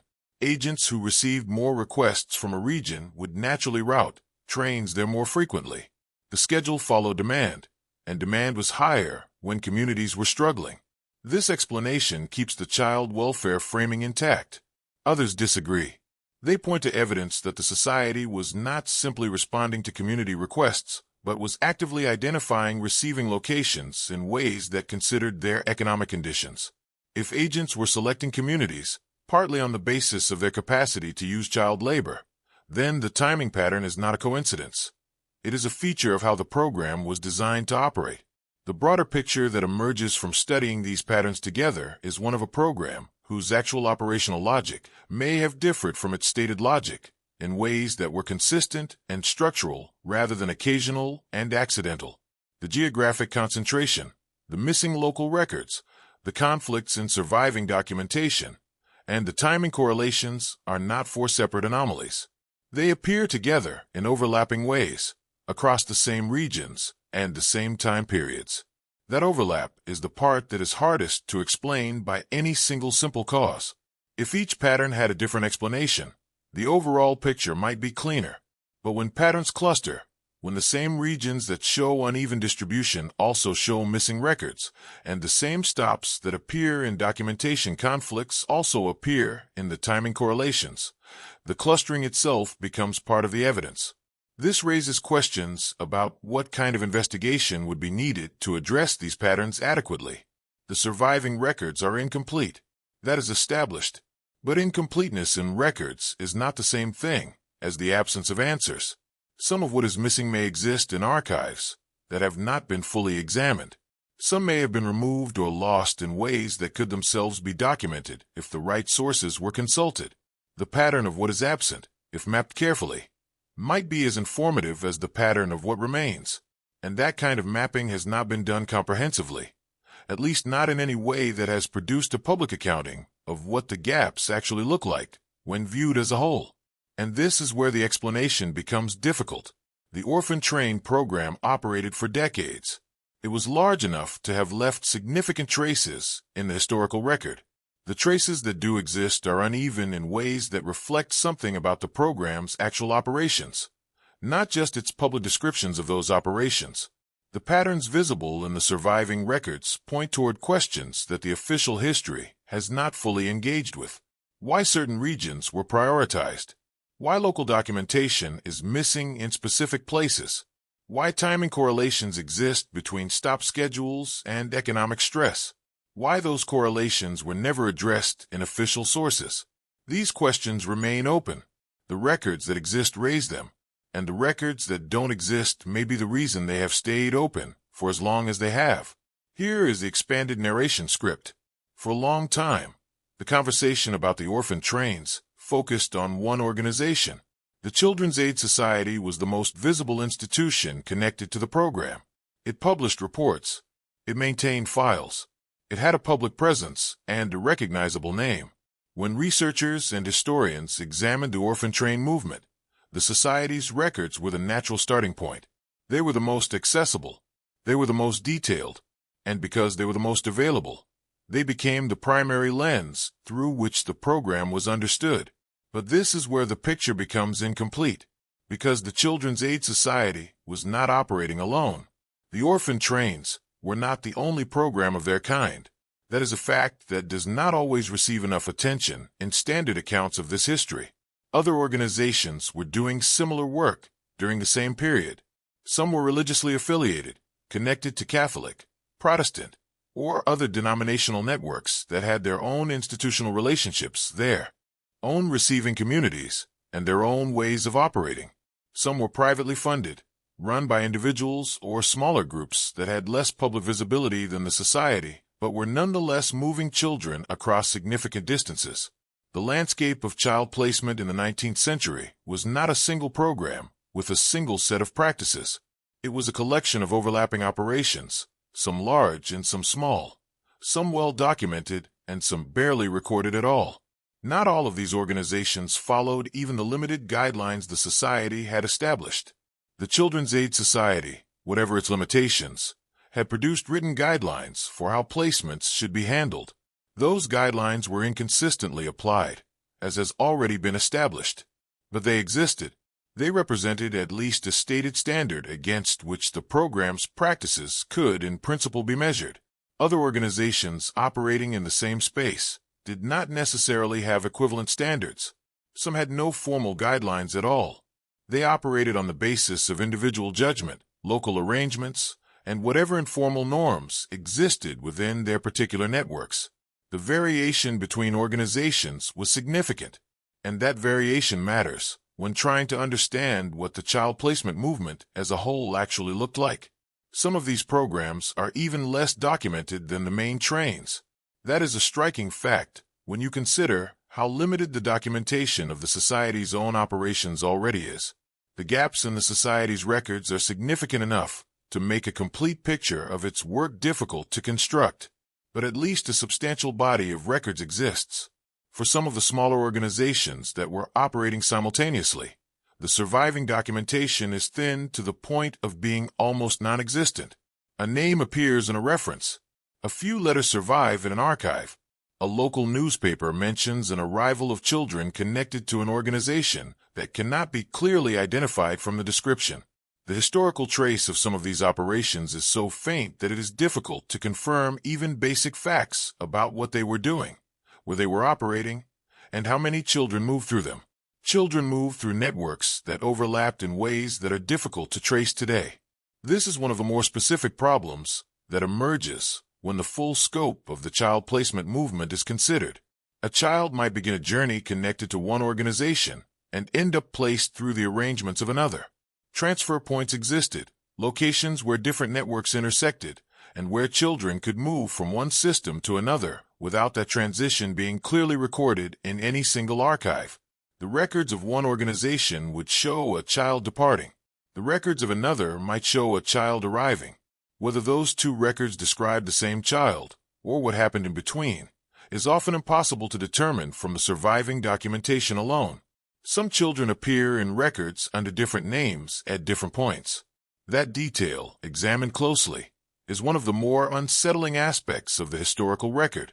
Name changes in this context could happen for several reasons. Families who took children sometimes renamed them. Children who had been known by nicknames or informal names might be recorded under different versions of those names by different agents at different times. Children whose names were unfamiliar to the people recording them might have their names transcribed in altered forms. All of these are plausible explanations for why the same child might appear differently in different documents. But the practical consequence is significant. It means that tracing a single child's full history through the records, from departure to placement to whatever came after, is, in many cases, nearly impossible to reconstruct with confidence. This raises a broader question that goes beyond the records of any individual child or any individual organization. If one organization's records are inconsistent, and the evidence that the Society's records are inconsistent has been established, and if multiple organizations were operating simultaneously with minimal coordination between them, then what does that mean for the total picture? Each organization was keeping its own records, using its own methods, applying its own definitions of what counted as a placement or a successful outcome. There was no central authority collecting information across all of them. There was no standardized reporting system that required all organizations to document their work in compatible ways. The result is a historical record that is not just incomplete in parts. It is fragmented in its basic structure. The number 200,000 is frequently cited in discussions of the Orphan Train program. It appears in popular accounts. It appears in educational materials. It is the figure most commonly used to describe the scale of what happened. But this is where the explanation becomes difficult. How that number was calculated, and what exactly it includes, is not always made clear in the sources that use it. Does it count only children placed through the Children's Aid Society? Does it include children moved through other organizations operating in the same period? Does it count every child who boarded a train, or only those who were successfully placed? Does it include children who were placed, returned, and then placed again? These are not small distinctions. The answers to those questions could change the number significantly in either direction. Some estimates are higher than 200,000. That is worth noting on its own. If different researchers working from different sources arrive at different totals, then the number itself is not settled. It is an estimate, and the range of that estimate is not clearly defined in most public discussions of the program. The methodology behind the count is rarely explained in detail. Sources cite the number without explaining how it was derived. That creates a situation where a specific figure is treated as established fact, when it is actually the product of a counting process that has not been made fully transparent. And that matters, because numbers carry weight in historical arguments. A number like 200,000 shapes how people think about the scale of what happened. It influences judgments about significance, about impact, about what resources and attention the history deserves. That detail sounds minor at first, until it is examined more closely. The scale of the program is often used as the foundation for evaluating its outcomes. Arguments about whether the orphan train program was beneficial or harmful frequently begin with the number of children affected. A program that moved 200,000 children is being evaluated differently than one that moved 50,000 or one that moved 300,000. The scale shapes the assessment. If the baseline number is uncertain, then the conclusions built on it are also uncertain. An evaluation of outcomes that assumes a particular total could be significantly off if the total itself is wrong. And yet this point is seldom raised in standard accounts. The number is used. The methodology behind it is not examined. The conclusions follow from the number, without the number itself being questioned.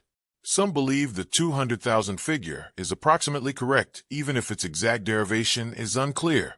The argument is that the records, incomplete as they are, provide enough consistent evidence to support an estimate in that range. Individual organizational records, local accounts, and other sources, taken together, point toward a scale that is consistent with that number even if no single source produces it precisely. Others disagree. They argue that the fragmentation of the record, the multiple organizations, the overlapping networks, the name changes, the missing documentation, makes any confident estimate impossible. The honest position, in their view, is to acknowledge that the true number is unknown and that the figure in common use is more uncertain than it appears. There is also a question about what the number is actually counting. Child placement in the 19th century was not a clearly defined category with consistent boundaries. Children moved for different reasons, through different mechanisms, under different arrangements. Some were formally placed through organized programs with documented processes.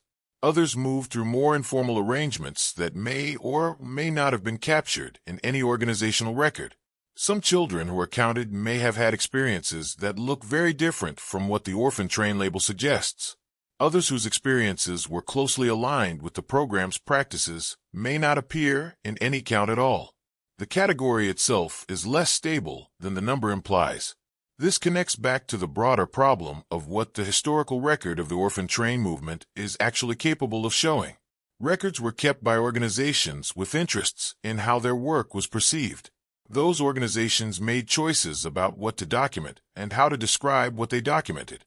The records that survive reflect those choices. And the records that don't survive, whether because they were never created, because they were lost, or because they were removed, also reflect choices, even if those choices are harder to see. The combination of what was recorded and what was not recorded produces an archive that is shaped by the institutions that created it. That shaping is not neutral, and it is not always visible in the records themselves. And this is where the problem becomes larger than any single organization. The Children's Aid Society is the most studied institution in this history. Its records are the most available. Its practices are the most documented. But the society was operating within a broader landscape of child placement that included organizations whose records are far thinner and whose practices are far less understood.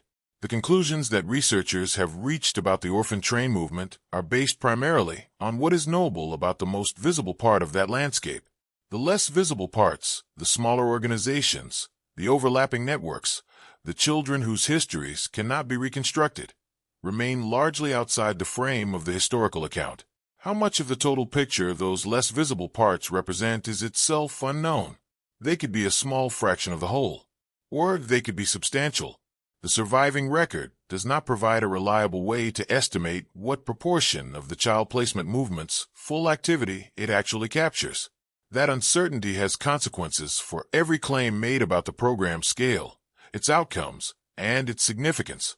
And it is an uncertainty that tends to be present in the background of historical discussions about the orphan trains without being directly addressed.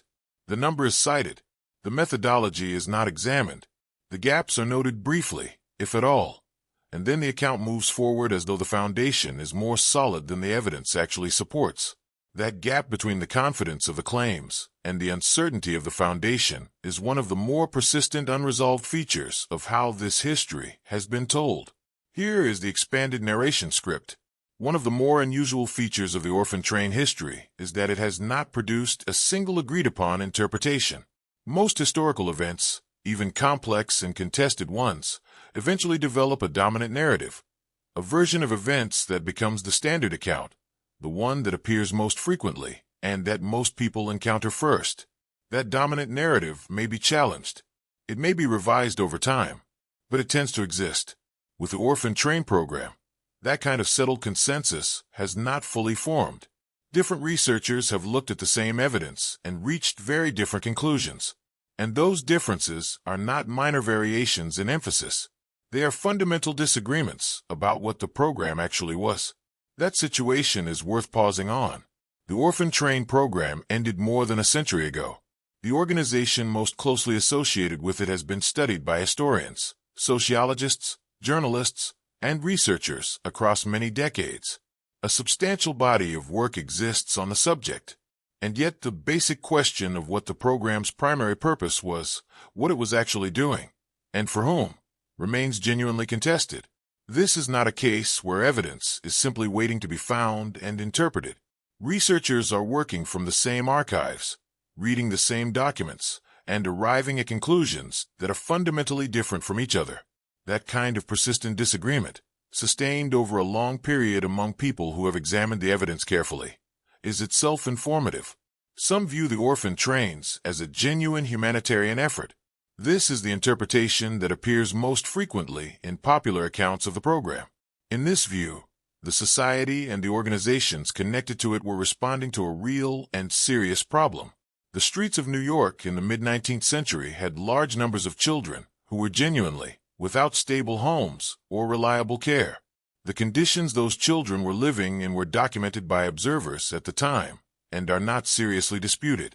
Something needed to be done. The orphan train program was an attempt to do something. It was imperfect, certainly. The records show that. The testimonies of children who had difficult placements confirm that. But in this interpretation, the imperfections reflect the limitations of the era, the absence of modern administrative systems, the lack of consistent oversight mechanisms, the genuine difficulty of managing a large program across a vast geography with limited resources. In this view, the gaps in records and the inconsistencies in oversight are not evidence of deliberate neglect. They are the natural byproduct of an organization that was doing more than its infrastructure could support. The society was not a government agency with stable funding and legal authority. It was a private organization operating on donations, dependent on individual agents whose quality and dedication varied, and working in communities where its authority to monitor placements was limited. Given those constraints, the argument goes, it is not surprising that the records are incomplete and that outcomes were uneven. What is notable in this interpretation is that the program functioned at all at the scale it did, and that many children did find stable and supportive homes through it. The humanitarian reading does not deny the problems. It contextualizes them. But this is where it becomes unclear, because the same evidence that supports the humanitarian interpretation also supports a very different one. Others see the program differently. They argue that the humanitarian framing, the language of rescue, family, and opportunity, was a framework designed to make something else more publicly acceptable. In this interpretation, the program was primarily a system of labor distribution. Children were a resource. Rural communities needed workers. Urban areas had a surplus of children who could be moved to fill that need. The welfare language was not incidental to this arrangement. It was functional. It made the arrangement easier to fund, easier to justify, and easier to sustain over time. Without the humanitarian framing, the program would have looked like what it arguably was, a mechanism for moving child labor to where it was economically useful. The evidence that supports this interpretation is specific. The timing correlations between train stops and periods of economic stress in receiving communities, which have already been discussed, fit this reading more naturally than they fit the humanitarian one. The lack of consistent educational requirements for families receiving children fits it. The accounts of children working full days rather than attending school fit it. The openness with which the program's connection to rural labor needs was acknowledged in some of its own documentation fits it. None of these details are hidden. They appear in the record. The question is how much weight to give them relative to the evidence that supports the humanitarian interpretation. And that question does not have a clear answer. Some believe the labor interpretation overstates what the evidence actually shows. The timing correlations could reflect demand from communities rather than deliberate targeting. The labor dimension of placements was acknowledged, not concealed, which suggests it was seen as compatible with the welfare mission rather than in opposition to it. The accounts of difficult placements are real, but so are the accounts of positive ones. Drawing a conclusion about the program's primary purpose from the negative accounts alone, without accounting for the full range of experiences, may produce a picture that is as incomplete as the one it is meant to correct. Others disagree.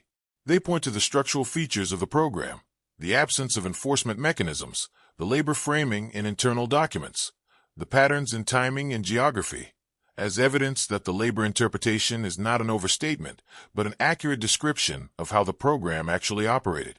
There is also a third perspective. This one is less commonly discussed in popular accounts of the orphan trains, but it appears in the academic literature and raises questions that neither of the first two interpretations fully addresses. Some researchers focus on the cultural and ethnic dimensions of the placements. This requires some background to understand clearly. Many of the children who rode the trains came from immigrant backgrounds: Irish children, Italian children, Jewish children, children from families that had arrived in New York as part of the large waves of immigration that defined the city's population in the mid-19th century.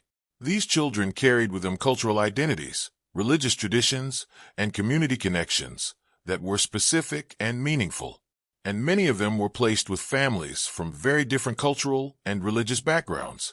That detail sounds minor at first, until it is examined more closely.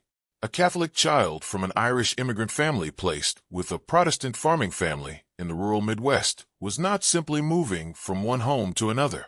They were moving between worlds. The cultural distance involved in that transition was significant. Religious practices that had been central to daily life in one context were absent or actively different in the new one.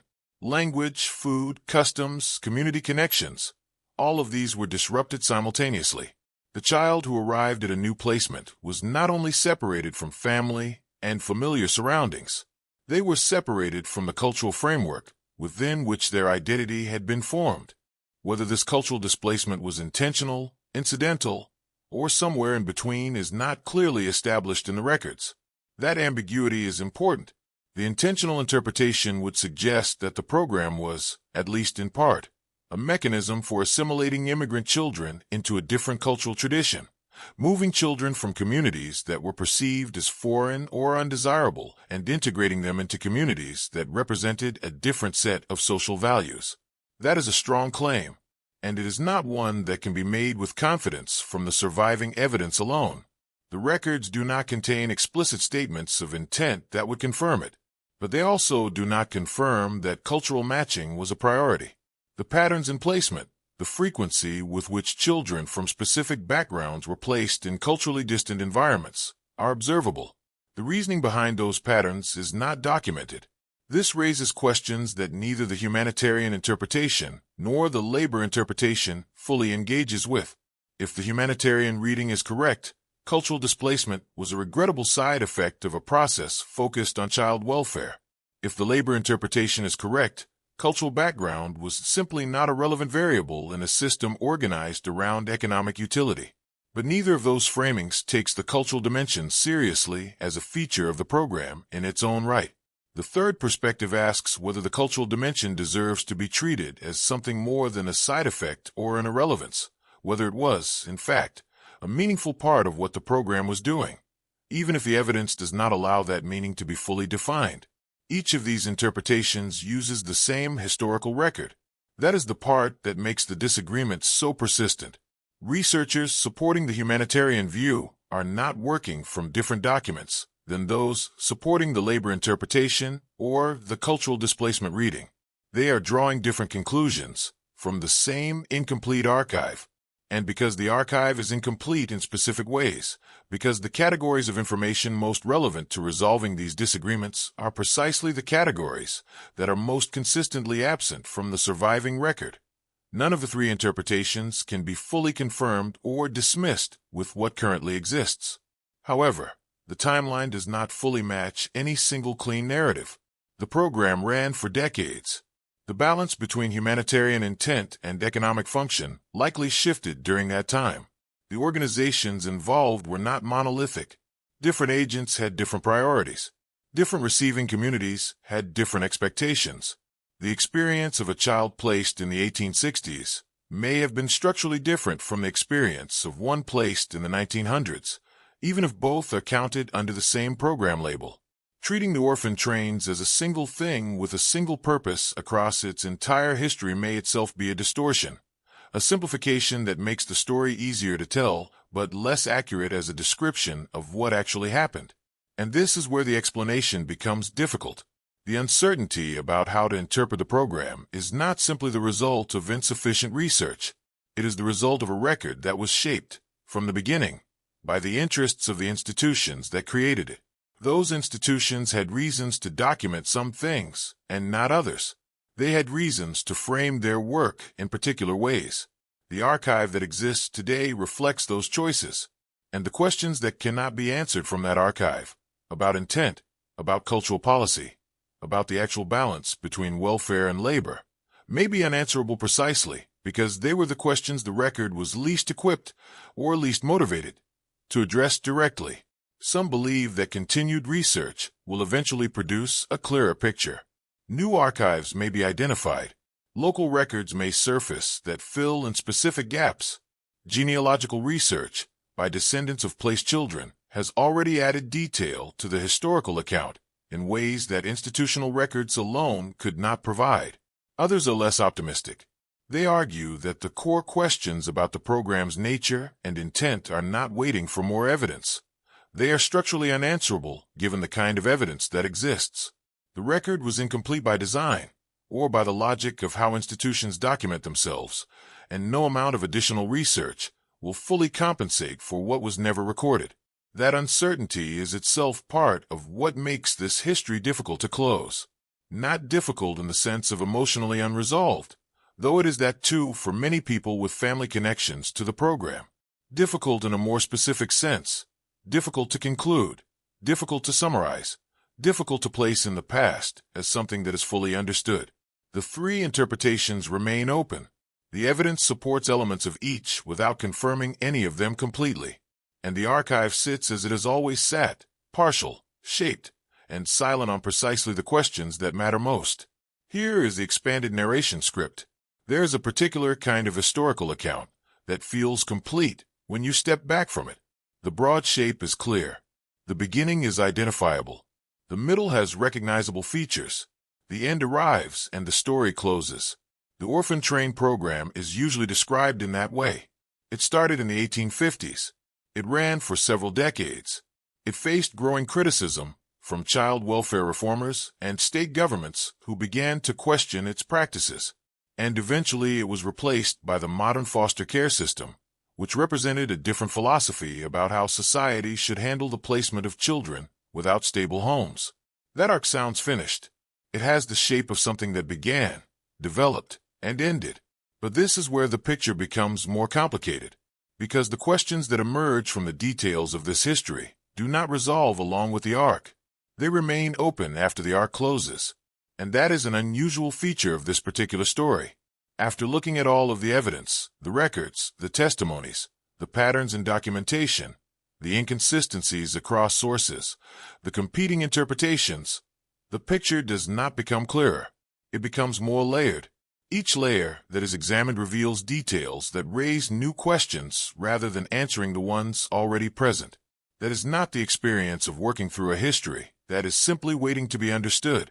It is the experience of working through a history that contains, at its core, a set of gaps that do not close as the investigation deepens.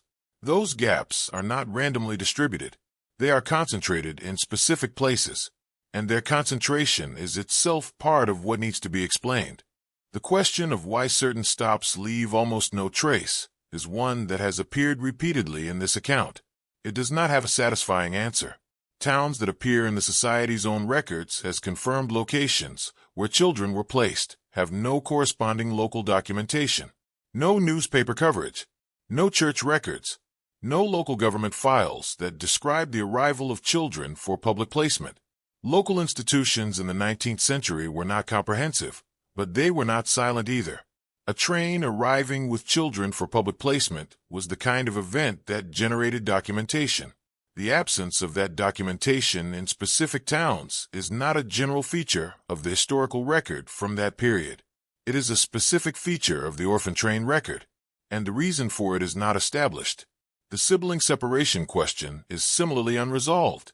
Guidelines existed that discouraged separating brothers and sisters. Those guidelines were produced by the organization running the program. They were written down. They were part of the stated policy.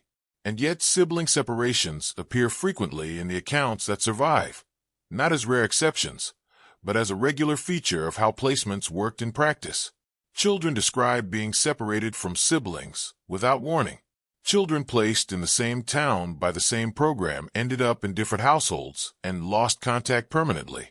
The gap between the stated policy and the documented reality is significant, and the explanation for why that gap existed so consistently, why the guideline was so regularly not followed, has never been clearly provided. The timing question remains open as well. The correlation between train arrivals and periods of agricultural need in receiving communities is observable in the records. It appears across different states and different years. It is not a single coincidence, but the explanation for it has not been settled. The official record does not address it directly. No internal document has surfaced that explains how train schedules were set, what factors were considered in deciding when to send children to which communities, or whether the labor needs of receiving communities played a role in those decisions.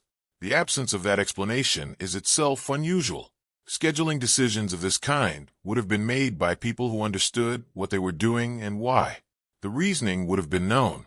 That it was not recorded, or that the record of it has not survived, is a detail that sits without a clear account. The total numbers remain debated. That point has been established, but it is worth returning to in this context because it connects to everything else. The number most frequently cited to describe the scale of the program is not a settled figure. Its methodology is not explained in the sources that use it. Estimates vary. The categories of children included in different counts are not consistent, and yet the number continues to circulate as though it were established fact. The confidence with which it is cited does not match the uncertainty that underlies it. This matters because the scale of the program shapes how it is evaluated. A history whose basic quantitative facts are not securely known is a history that rests on a foundation that has not been fully examined, and that foundation has not been challenged in most public discussions of the program. None of these questions have answers that satisfy fully. That is the honest summary of where the investigation stands. The questions have been identified. The evidence relevant to them has been examined. The explanations that have been offered have been considered. And at the end of that process, the questions remain. Some believe the gaps are simply the result of poor record-keeping in an earlier era. This explanation is always available, and it always has some merit. Record-keeping in the 19th century was genuinely imperfect. Organizations did not have standardized systems. Agents working in the field operated with limited oversight and inconsistent documentation practices. The opportunity for genuine administrative failure was real. But this is where the explanation becomes difficult, because poor record-keeping as a general condition does not produce the specific pattern of gaps that appears in the orphan train archive. General disorganization produces random incompleteness. What the archive shows is concentrated incompleteness, missing information in specific categories, across specific regions, over specific time periods. That pattern is harder to attribute to general administrative limitation. Others believe the gaps tell their own story. In this view, what is missing from the record is as meaningful as what remains. The specific categories of information that are consistently absent. Numbers of children at individual stops. Names of children who were not selected. Details of what happened to unplaced children. Records of sibling separations. Documentation of follow-up visits. Are precisely the categories where accountability would have mattered most. If you were designing a record-keeping system that minimized accountability while maintaining the appearance of documentation, it would look something like what the archive actually contains. That is not a conclusion. It is an observation, but it is an observation that the standard account of administrative imperfection does not comfortably address. The children who rode these trains are largely gone now. That is a fact that carries its own weight in this investigation. The people with direct personal knowledge of what the experience was actually like, not the official version, not the framing produced by institutions, but the lived reality of being a child on those trains, are no longer available to speak. Some left memoirs. Those memoirs have been collected, studied, and cited. They add texture and specificity to the historical record that institutional documents alone cannot provide. But memoirs are not comprehensive. They represent the experiences of people who chose to document their memories, who had the means and opportunity to do so, and whose accounts survived in forms accessible to researchers. The children who left nothing, who had no opportunity or inclination to record their experiences, whose memories were never collected, are not represented in the archive at all. That absence shapes the historical record in ways that are easy to overlook. The accounts that survive are sample. They are not a complete picture. And samples from historical populations are not random. They are shaped by who had access to literacy, to time, to the social connections that made documentation possible. The experiences that are most represented in the surviving testimonies may not be the most common experiences. The experiences that are least represented or entirely absent may have been more common than the record suggests. There is no way to know, but the limitation is real. And it means that the picture drawn from the surviving testimonies is itself incomplete in ways that cannot be fully corrected. The organizations that ran the program left records. That is also true. And those records have been examined. But those records have their own limits, as this account is traced in detail. They were produced by institutions with interests in how their work was perceived. They document what those institutions chose to document and describe it in the language those institutions chose to use. The archive is not a neutral record of what happened. It is a record of what was recorded, by whom, and in what terms. That distinction matters, and it means that working exclusively from the institutional archive, without constant awareness of what that archive is and what it is not, produces an account that inherits the limitations and the framings of the institutions that created it. What happened at each stop, in each home, on each night after the trains moved on, most of that is simply unknown. That sentence is worth sitting with for a moment, not as a dramatic observation, but as a precise description of the historical situation. The trains arrived. The presentations happened. Children were taken or not taken. The trains moved on. And then, in thousands of individual homes across dozens of states over several decades, children lived out the reality of their placements. Those realities were diverse. Some were stable and supportive. Others were difficult in ways that were never documented. Most of what happened in those homes was never written down by anyone. It was lived privately, without record, and is now inaccessible. The scale of that inaccessibility is large. It encompasses the majority of the program's actual human experience. However, the timeline does not fully match the image of a history that has been adequately examined. The program ended. The arc closed. The modern foster care system emerged, and the orphan train model was left behind as a relic of an earlier approach to child welfare. But the questions that the program left open did not close with it. They persisted into the historical record. They accumulated as researchers continued to examine the archive, and continued to find that the archive did not yield clear answers. And they remain present today, in the gap between what the standard account says and what the evidence actually supports. At first, that gap might seem like a small thing. Historical accounts are always simplifications. They always leave things out. The Orphan Train program is no different from any other large historical event in that respect. But there is a problem with treating the gap as ordinary. The questions that remain open in this history are not peripheral details. They are central ones.